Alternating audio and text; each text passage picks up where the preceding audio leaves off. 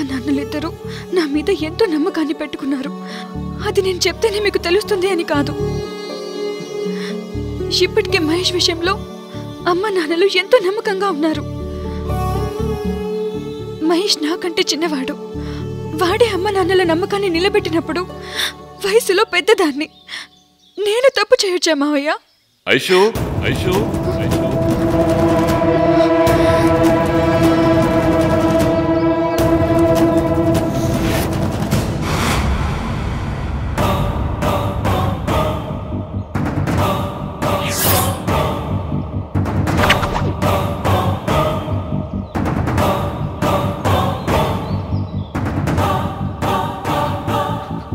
ఐషు ఐషు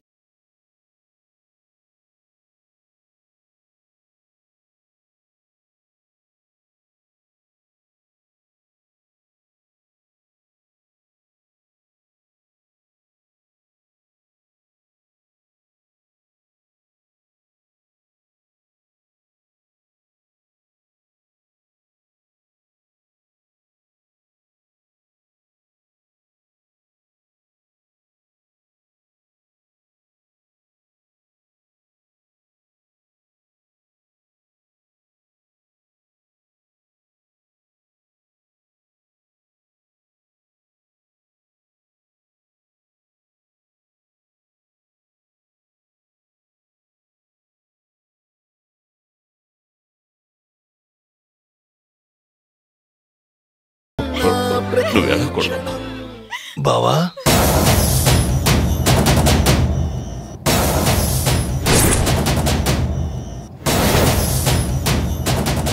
ఇంకొకసారి నన్ను అలా పిలిచావంటే నేను ఏం చేస్తానో నాకే తెలియదు. దేవాలయం కాబట్టి బతికిపోయావరా? అది కాదు బావా, ఇది నా కూతుర్రా. ఐశ్వర్య నా కూతుర్రా. ఏం చేస్తావురా నువ్వు? ఏం చేస్తావు? మా అమ్మాయిని మాకే తెలియకుండా తీసుకొచ్చేసి పెళ్లి జరిపించేద్దాం అనుకున్నావు కదా?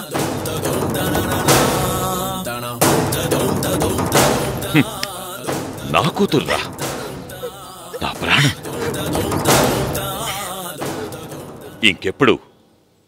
ఇంకెప్పుడు నీ ముఖం నాకు చూపించకూడదురా. బావా ఒక్కసారి నేను చెప్పేది విన్నారంటే నన్ను హంతకుడుగా మార్చొద్దురా. ఓరా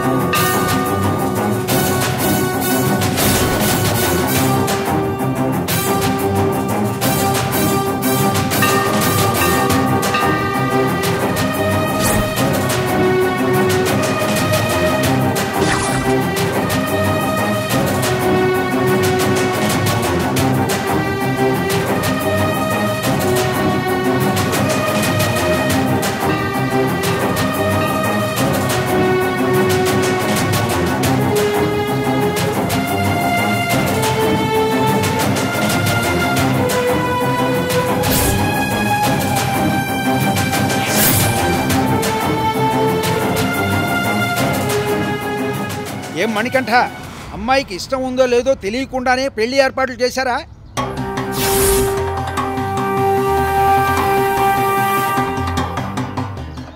ఏంటి ముగ్గురు వెళ్ళి అక్కడ నిలబడ్డారు? నాకు బదులు చెప్పండి.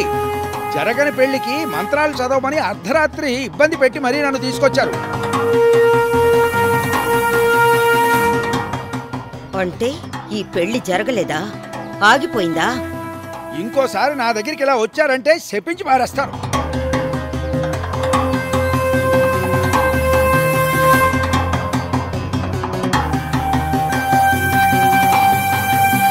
ఏమయ్యా,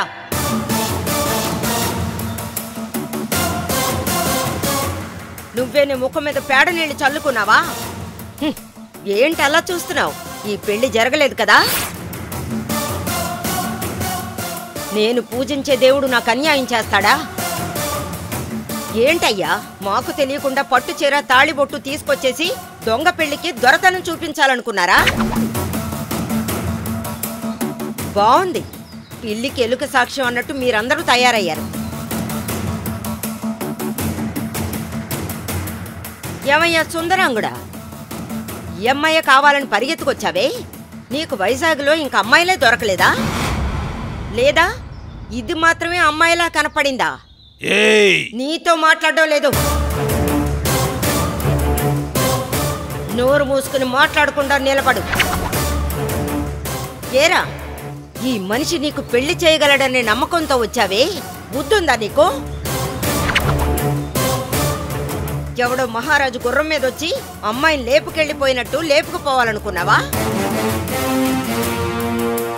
ఎవరింటి పిల్లని ఎవరు ఎగరేసుకుపోతారు? తోలు తీసి ఆరేస్తాను. దేవి, నీకు ఎంతవరకే మర్యాద? ఎవరిని చూసి ఏం మాట్లాడుతున్నావే? తప్పే, వాణ్ణి అనడం తప్పే. నిన్ను తిట్టలేకపోయాను, అందుకే వాణ్ణి తిడుతున్నాను. ఎంతకు మించి ఎక్కువ మాట్లాడద్దు దేవి, మర్యాదగా ఉండ చెప్తున్నా. నోరు మూసుకోవయ్యా. కొడుకు పెళ్లి చేసుకోబోయే అమ్మాయిని తీసుకొచ్చి ఇంకొకడికిచ్చి పెళ్లి చేయాలనుకుంటున్నావే, దీనికి పేరేంటో తెలుసా? ఏంటి, చెయ్యి ఎత్తితే చేసిన తప్పు తెలియకుండా ఉంటుందా? ఎవరే తప్పు చేసింది? ఎవరు తప్పు చేశారు? నేనేనా తప్పు చేసింది? ఏంటయ్యా, నీ చెల్లెలు తన కూతుర్ని వీడి దగ్గరికి తీసుకొచ్చి విడిచిపెట్టమందా? ఏంటి వాగుతున్నావు?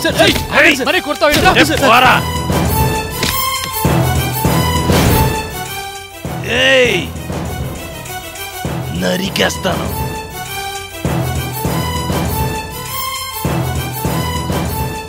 నా మీదే చెయ్యేసావు కదా? చెయ్యి చేసుకోవడం ఏంటే? నిన్ను ముక్కలు ముక్కలుగా నరికేస్తానుండు. అయ్యో సార్, ఆగవే.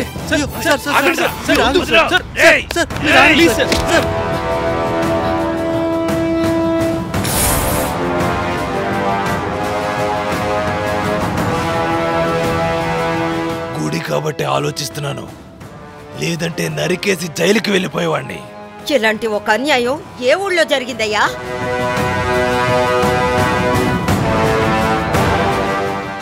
నిశ్చితార్థం జరిగిన పిల్లని ఇంకొకడికిచ్చి చేస్తావా అని నిలదీస్తే కత్తి తీసుకుని వస్తావా? నేను వెళుతున్నాను. ఊరు జనాన్ని పోగేసుకెళ్ళి ఆ అమృత వల్లనే న్యాయం అడుగుతాను. వెళ్ళవే. అప్పుడు ఈ ఊరి మనుషులంతా కలిసి నీ ముఖం మీద కాండ్రి చూమేస్తారు. నీ యోగ్యత ఏంటో, నీ కొడుకు యోగ్యత ఏంటో మొత్తం అంతా నాకు తెలిసినే. మర్యాదగా ఇక్కడి నుంచి వెళ్ళిపో. ఇంత జరిగిన అమృత వాళ్ళ ఇంటికెళ్ళి న్యాయం అడుగుతానన్నావంటే ఆ చోటునే మీ ఇద్దరిని ముక్కలు ముక్కలుగా నరికేసి గెద్దలకు పారేసి జైలుకి పోతాం. జాగ్రత్త. మీరిద్దరూ మర్యాదగా నోరు మూసుకొని ఇంటికెళ్ళి కాళ్ళు ముడుచుకొని పడి ఉండండి. నేను వచ్చాక మాట్లాడతాను. బొమ్మని చెప్తున్నాను కదా, వెళ్ళిపోండి. అలా చూడతే తిన్నగా ఇంటికే వెళ్ళాలి. నేను వెనకే వస్తాను. బొమ్మంటున్నాను కదే.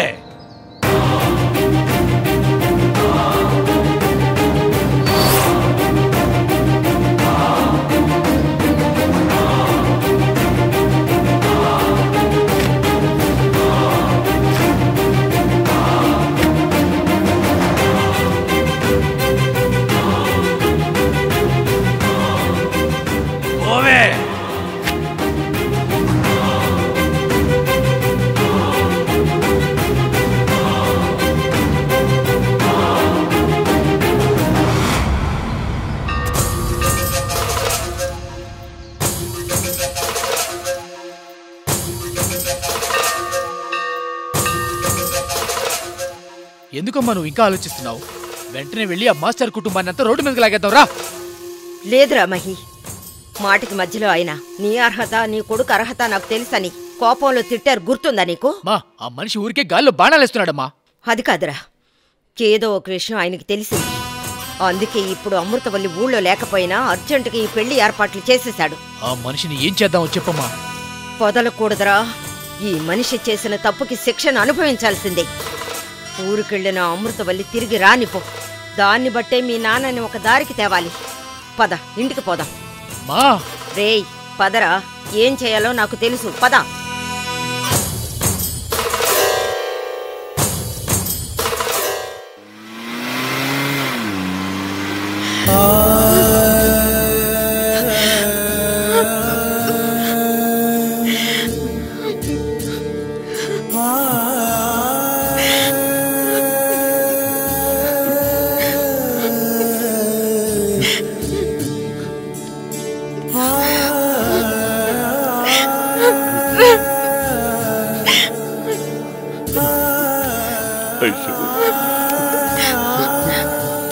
నాన్న, ఏంటి నాన్న మీరు?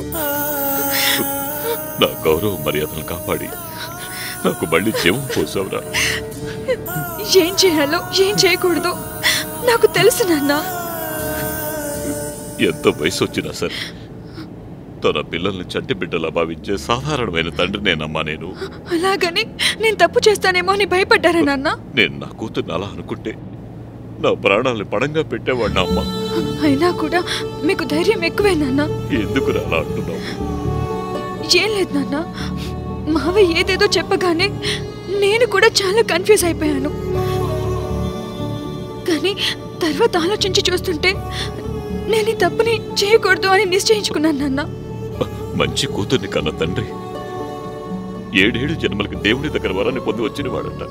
దీన్ని నేను చెప్పలేదు, వ్యాస మహర్షి చెప్పారు.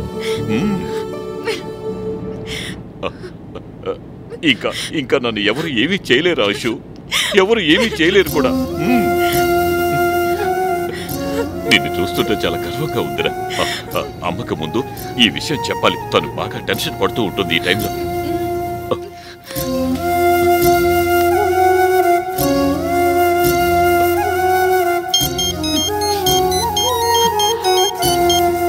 మాస్టర్ గారు.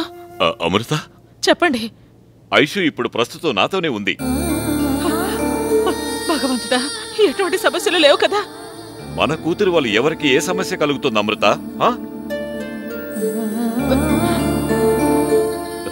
ఎంత ఎంత మెచ్యూర్ గా నడుచుకుందో తెలుసా నీకు? అచ్చో నువ్వు నీ చిన్నతనంలో ఎలాగున్నావో అలాగే ఉంది మన ఐశ్వర్య. ఇదంతా ఆ మణికంఠ వల్లే జరిగింది. నాకు అక్కడ ఏం జరుగుతుందో అస్సలు అర్థం కావట్లేదు మాస్టారు. మనం భయపడినట్టు ఇక్కడ ఎటువంటి గొడవలు జరగలేదు. మన అమ్మాయి ఇప్పుడు నాతోనే ఉంది. మేమిద్దరం ఇప్పుడు ఇంటికి వెళ్తూ నీతో మాట్లాడుతున్నాం.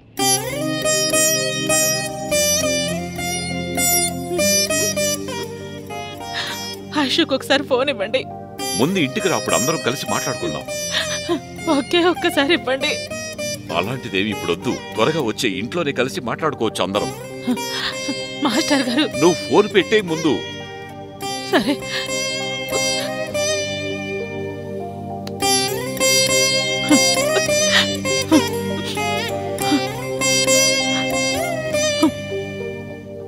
ఆయుష్ ఎటువంటి తప్పు చేయలేదు. నాకు తన గురించి బాగా తెలుసు.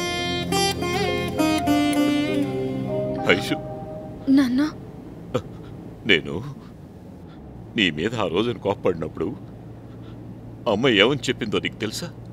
నా కూతురు గురించి మీకు తెలుసా? అలా ఇలా అంటూ నన్ను కూర్చోపెట్టి నాకే పాఠం చెప్పింది తెలుసా?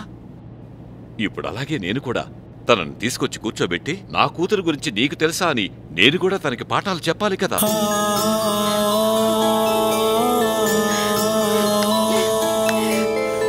నేనిప్పుడు తప్పు చేసుండుంటే చిన్న పిల్లాడిలో ఉన్న మా నాన్నని చంపేసి ఉండేదాన్ని కదా.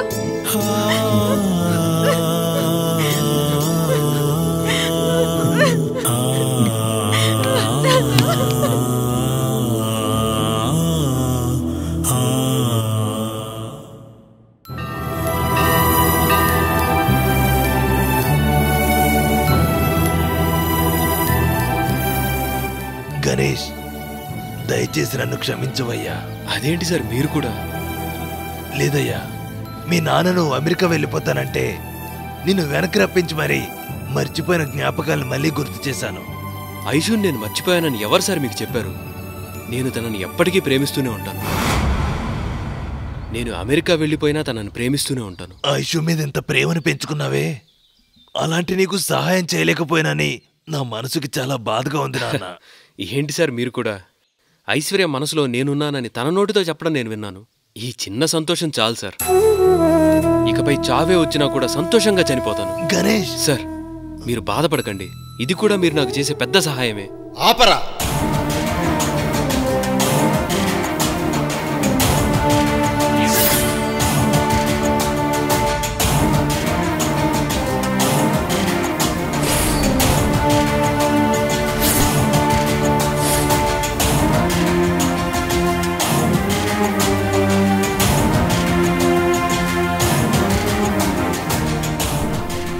చిన్న నేను చెప్పేది కొంచెం వినండి చిన్న.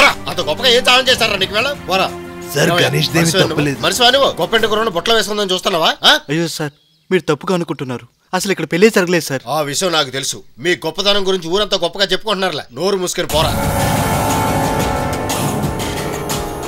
నీకెందుకు వచ్చిందా ఈ చెత్త ఆలోచన? చిన్న, దయచేసి ఆయన తప్పుగా మాట్లాడకండి. ఆయన ఆపద్దు గణేష్, తిట్టనివ్వు. ఎంతో సహించాను. ఆయన తిట్టడం ఇప్పుడు ఏమీ కొత్త కాదు కదా. ఏంటి అలా మాట్లాడితే వదిలేస్తాం అనుకున్నావా? ఇంకొకసారి ఇటువంటి పని చేసావనుకో నీ ఎంతో చూస్తా. ఏంట్రా నీ బుద్ధి ఏమైందిరా? మన ఇంటి పరువు అంతా తీసుకెళ్లి మంట కలుపుతున్నావు. ఊరంతా నీ గురించే మాట్లాడుతుంది. ఈ అవమానం నీకు అవసరం అంటావా? ఎవరెవరితో సంబంధం కలుపుకుంటారు? అర్హత అంతస్తు అంటూ వద్దా? మీ నాన్నకి ఇప్పుడే ఫోన్ చేశాను. ఆయన ఎంత బాధపడుతున్నారో తెలుసా? వాడిని తీసుకుని నువ్వు ఇంటికి వెళ్ళిపో, నేను వెంటనే వస్తున్నానని చెప్పాను. పదా రమ్మంటుంటే నేను చెప్పేది వినండి చిన్న. ఏం చెప్పగలరా? తప్పే లేదు చిన్న. ప్లీజ్ చిన్న వినండి.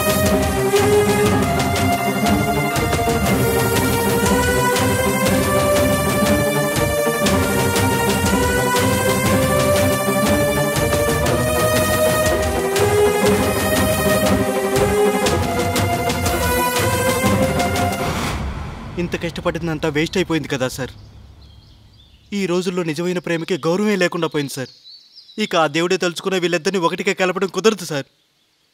మీరేమో మంచి చేయాలనుకున్నారు, కానీ మాస్టర్ గారు మిమ్మల్ని తిట్టేసి వెళ్ళిపోయారు సార్. నాకే చాలా బాధగా ఉంది సార్. ఇక మీరు ఆయన్ని ఎలా ఫేస్ చేస్తారు సార్? ఇదంతా సర్దుకుంటుంది.